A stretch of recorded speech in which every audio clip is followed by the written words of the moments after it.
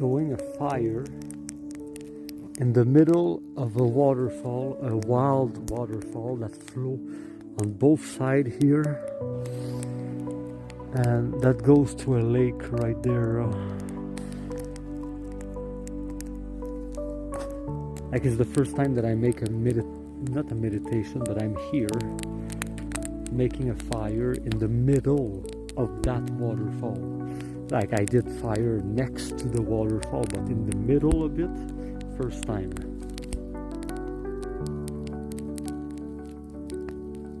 I just can feel that it's really powerful. Like, you can see the fire, how powerful it is.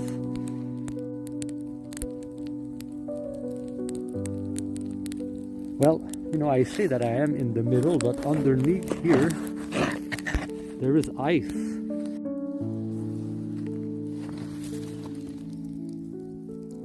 So the fire melt through the ice and fall into the waterfall. That's so cool.